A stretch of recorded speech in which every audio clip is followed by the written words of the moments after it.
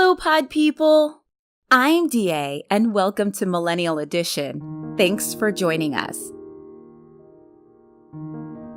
So I hope everyone had an awesome Valentine's Day, whether you had some self-love or you spent the day with a partner or a loved one. I hope that you have been spending the month spreading love in some way. As always, remember to subscribe to our podcast and follow us on Twitter to be a part of the discussion.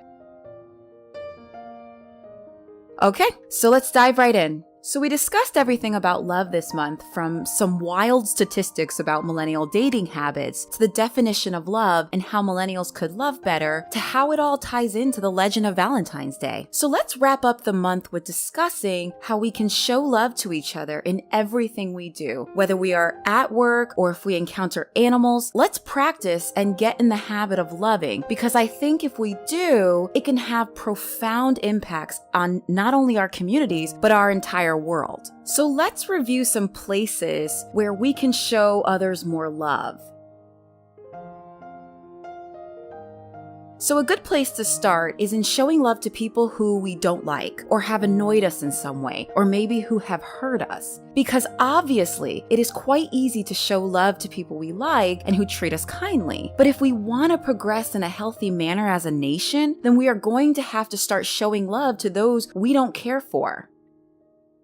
Now, I am a big believer in that you can love someone from a distance, especially if your safety and/or your sanity depend on it. And that doesn't mean it is any less love. But I think one of the cornerstones of loving people who have either hurt us or annoy us is the idea of forgiveness. And when we say forgiveness, we are not talking about being someone's doormat or allowing someone to abuse you. It simply means operating in a frame of mind that allows you to view another person's mistakes or behavior through the lens of their humanity. This doesn't mean we won't have natural hurt or feelings or emotional responses to their mistakes or behavior, but it will provide you with the opportunity to empathize that we are all fallible human beings in need of understanding and grace. And this strategy might be particularly useful in situations where you can't readily get away from someone, like a coworker or a spouse or a partner. And it may not make the person's behavior any better, but it could make the situation more bearable because you have changed your own outlook on the situation.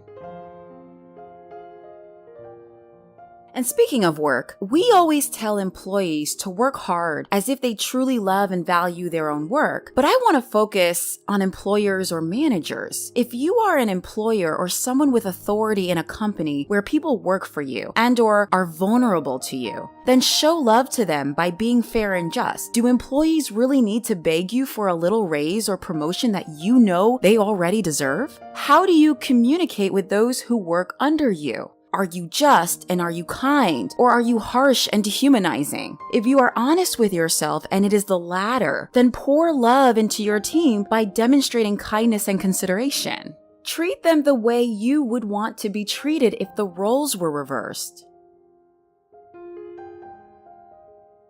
So for those who claim to be religious, almost every recognized religion, barring the extremist sects, starts with a premise of love from the divine or the creator. So for those who are religious, show love by literally showing love. And the fact that this even has to be said is so sad, because this idea of love-focused religion is just not practiced by those who claim to be the most religious. If your religion divides groups of people, is greedy, or seeks to deny others basic human rights or tolerance and freedoms, then you are not showing love at all. You are merely clinging to the ideology to use as a shield for your own hatred. As I had already addressed in the prior episodes for this month, whether in regards to your own friends or a spouse or a partner or family members or loved ones, show love by treating them the way in which you would want to be treated. Empathize with others. Be quick to show grace and forgive, and be kind. Humans shouldn't be the only thing that we show love to.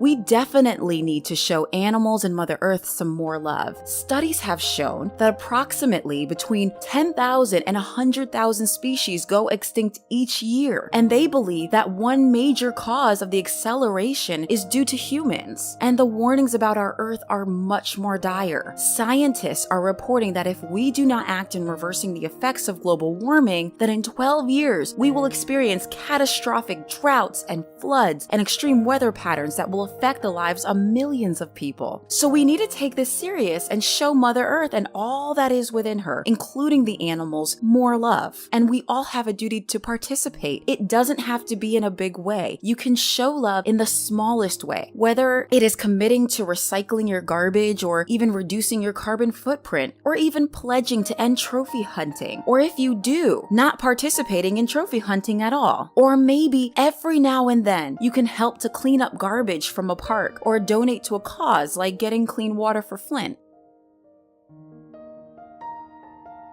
Lastly, and certainly not least, and probably the most important, show some love to yourself. If one cannot love themselves, then they will not be able to show love to others or Mother Earth. I am seeing a rise in people expressing online their anxiety and their depression and at times thoughts of suicide, and it breaks my heart to see so many people suffering. But please continue to reach out. As a reminder, the number to the National Suicide Prevention Lifeline is 1-800-273-8255, and someone is available 24 hours a day. So be kind to yourself. Forgive yourself for your imperfections and your mistakes, because we are all human. Remember that you are worthy and beautiful and have a purpose on this earth to fulfill, and you are deserving of all the happiness and all the love that life can bring you.